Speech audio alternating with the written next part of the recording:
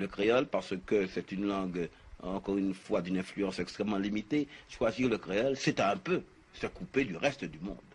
Même en Haïti, le problème se pose, et pourtant Haïti a une population plus considérable que la nôtre. Les intellectuels haïtiens ont été confrontés par un problème assez douloureux. Devait-il écrire en français? Devait-il écrire en créole? Peut-être j'ai très fort le sentiment de l'infirmité de cette langue qui s'appelle le créole, qui me paraît vraiment une petite langue régionale, d'une portée extrêmement limitée, non pas du tout que je la méprise. Dans certaines de vos œuvres, vous avez marqué un retour au folklore antillais.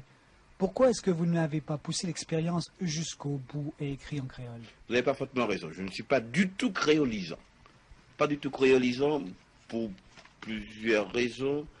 Et c'est que peut-être j'ai très fort le sentiment de l'infirmité de cette langue qui s'appelle le créole, qui me paraît vraiment une petite langue régionale, d'une portée extrêmement limitée, non pas du tout que je la méprise, mais enfin pour en faire un instrument valable, il aurait fallu faire sur cette langue un effort aussi prodigieux que celui que les gens de la Pléiade ou les hommes du XVIe siècle ont fait sous le français, et pour en faire un instrument valable et utilisable. Est-ce que vraiment, en 1962, cela en vaut la peine? Je n'en suis pas sûr.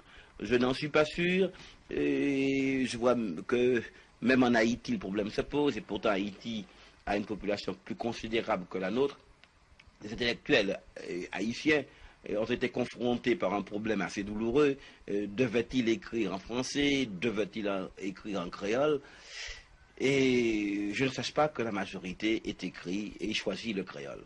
Le créole parce que c'est une langue, encore une fois, d'une influence extrêmement limitée. Choisir le créole, c'est un peu se couper du reste du monde.